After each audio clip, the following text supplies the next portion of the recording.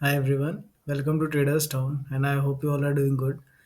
So इस हफ्ते मेरे पास like two stocks I've analyzed which I think are great swing trade opportunities. Like आप इसको होल्ड कर सकते हो और approximately till end of August अच्छे रिजल्ट्स आने के लिए या बजाज फाइनेंस में शायद उससे ज़्यादा टाइम लग सकता है बट चलिए एनालिसिस हमारा शुरू करते हैं। सो यहाँ पहले मंथली में आते हैं। तो आप यहाँ पे देख सकते हैं कि बजाज फाइनेंस लाइक लास्ट जो इसका बहुत बड़ा मूव जो ये जो ट्रेंड कंटिन्यूएशन हुआ था ये 21 में आया था, अगस्त ऑफ 21। तब से आप देख रहे हैं कि यहीं पे इस रेंज में बस घूम रहा है। तो यहाँ पे एक बॉक्स भी आप बना सकते हैं और यहाँ पे हम कुछ ऐसा भी कह सकते हैं कि जब ये बॉक्स का ब्रेकआउट होगा तो एक काफ़ी अच्छा एक आपको मोमेंटम यहाँ पे मिल सकता है। तो ये तो आपका एक लॉन्ग टर्म होराइजन हो गया कि जब भी ये कभी ब्रेक होता है तो ये this is also a good accumulation zone. अगर आप बजाज फाइनेंस में ट्रस्ट करते हैं तो आप यहाँ पे एक्यूमुलेट करके उसे एक लंबा होल्ड भी कर सकते हैं। बट मैं इतने लॉन्ग टर्म होराइजन के हिसाब से यहाँ पे ट्रेड का एनालिसिस नहीं कर रहा हूँ। यहाँ पे एक दूसरी अपॉर्चुनिटी भी मुझे यहाँ पे दिख रही है।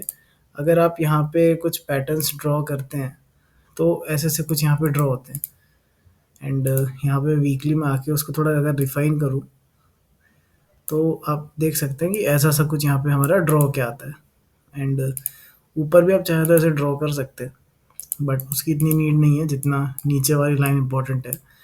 एंड यहाँ पे आप देख सकते हैं कि बजाज फाइनेंस ने यहाँ पे अप्रैल 21 में यहाँ पे एक सपोर्ट लिया, यहाँ से एक अच्छा मूव दिया। उसके बाद जून 22 में यहाँ से एक अच्छा मूव दिया था। देन मार्च 23 में अच्छा मूव दिया। यहाँ पे मार्च 24 में आके भी एक मूव दिया बट सस्टेन नहीं हुआ, नीचे आया, अगेन ऊपर गया, अगेन यहाँ पे नीचे आया एंड अगेन ये जो ट्रेंड लाइन है जहाँ पे इसने 1 2 3 4 5 बार सपोर्ट लिया वहीं पे यहाँ पे आके बैठ चुका है। सो ऐसे हाई चांसेस है कि ये फिर से यहाँ से ऊपर जाना हमारा स्टार्ट कर सकता है। सो अभी यहाँ पे कंफर्मेशन नहीं आया है बिकॉज कंफर्मेशन के लिए जैसा मैं पहले बता चुका हूँ कि ऐसा कुछ डब्लू पैटर्न काइंड ऑफ बनना ज़रूरी होता है। सो जब तक हमारा एक हाई टेकन आउट नहीं होता इसका हम कंफर्मेशन नहीं बोल सकते। So this is more of a sniper entry. ये एंट्रीज इसलिए अच्छी होती है बिकॉज यहाँ पे आपका स्टॉप लॉस काफ़ी छोटा होता है। लाइक यहाँ पे अगर आप देखें तो जैसे अगर एक स्टॉक पुराना रेजिस्टेंस अपना ब्रेक करता है, जैसे आप देख सकते हैं यहाँ पे इसने अगर ब्रेक किया है तो यहाँ पे अगर आप एंट्री करते हैं तो आपका stop loss is this big and अगर आप स्नाइपर एंट्री में जाते हैं कि नीचे और आपने खरीद लिया तो जैसे ये यहाँ पे नीचे आया तो दिस इस पॉइंट पे जो आप एंट्री करते हैं that can be considered a sniper entry. ये वाला जो आप पॉइंट देख रहे हैं यहाँ पे आप देख सकते हैं कि वो स्टॉप लॉस बहुत छोटा है। आपका स्टॉप लॉस ये जो पुराना आपका स्विंग है उसके जस्ट नीचे भी रह सकता है एंड उतने में आपका एक अच्छा छोटा सा स्टॉप लॉस होता है। एंड अगर स्टॉक को ऊपर जाना होता है तो बहुत अच्छे स्टॉप लॉस, बहुत छोटे स्टॉप लॉस के साथ बहुत बड़े टारगेट्स यहाँ पे अचीव होते हैं तो आपका रिस्क रिवॉर्ड रेशियो भी काफ़ी अच्छा यहाँ पे बैठता है। सो इस रीज़न से यहाँ पे Bajaj finance I believe is a good buy. And यहाँ पे आप अगर डेली टाइम फ्रेम पे भी आते हैं तो आप देख सकते हैं कि जैसे आज के दिन यहाँ पे बजाज फाइनेंस ने एक अच्छा ग्रीन बुलिश कैंडल भी यहाँ पे बना के दिया है।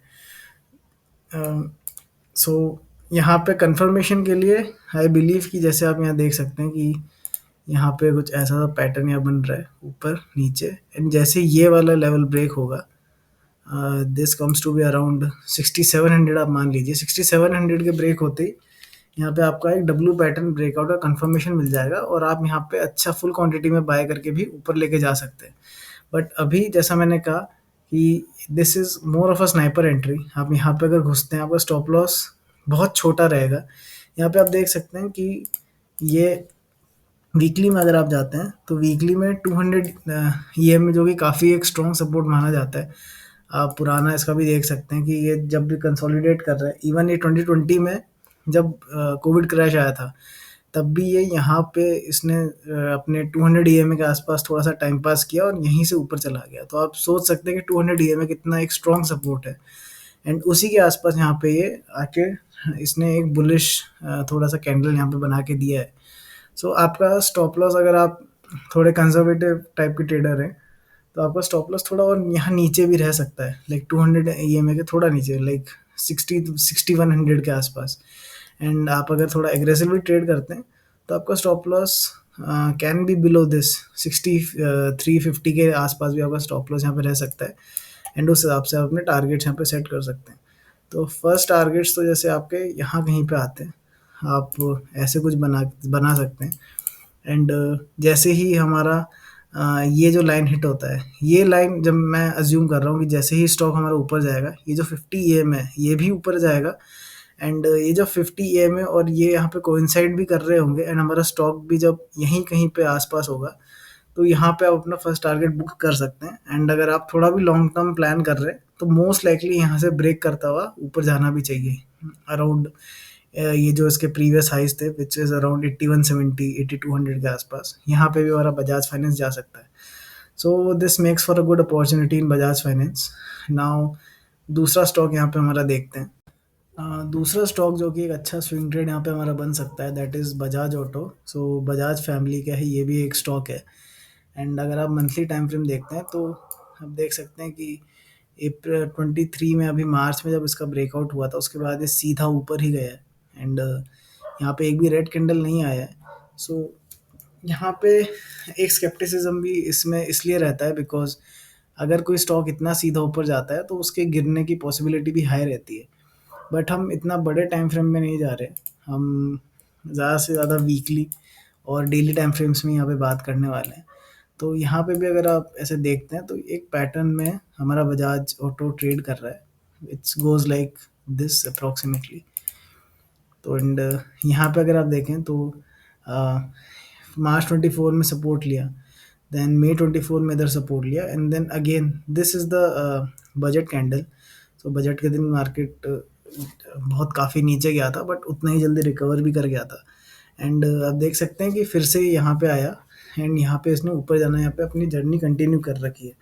एंड इसमें तो आप देख सकते हैं कंफर्मेशन भी आ चुका है, like this was the down move.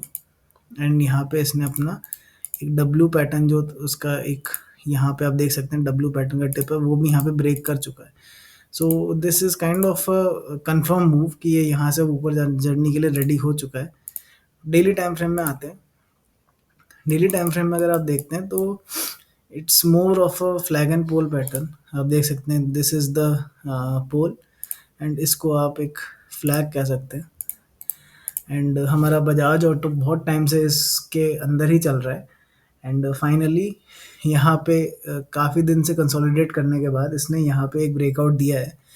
So this most likely assures कि यहाँ से जितना हमारा पोल का लेंथ था विच इज़ अराउंड 1200 पॉइंट्स आप ले लीजिए, उतना ही ये यहाँ से ऊपर जा सकता है।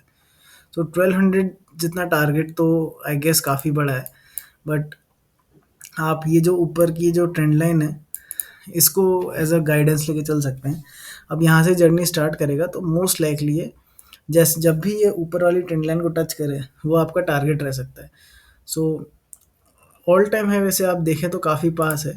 तो आइडियली कई लोग वो कहते भी हैं, and according to technical analysis ये भी कहा जाता है कि जो ऑल टाइम हाई है वो आपका फर्स्ट टारगेट रहना चाहिए। बट ऑल टाइम हाई इतना ज़्यादा पास है कि अगर आप इसको टारगेट बनाएंगे तो रिस्क रिवॉर्ड रेशियो आपका सेट नहीं बैठता है।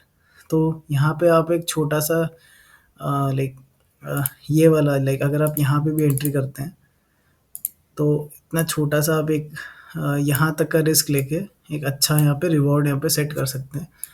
तो this is the analysis for Bajaj auto. यहाँ पे अगर आप देखें, अगर आप ई एम यहाँ पे लगाते हैं तो आप देख सकते हैं कि 50 EMA का भी यहाँ पे काफ़ी अच्छा सपोर्ट ये मिला है स्टॉक को। So this was the analysis for Bajaj auto as well. So यहाँ पे हमारे Bajaj auto and Bajaj finance ये दो स्टॉक्स अच्छे एक स्विंग ट्रेड यहाँ पे हमारे बैठ रहे हैं। And I will continue to bring more videos like this, and that's all for now. Thank you.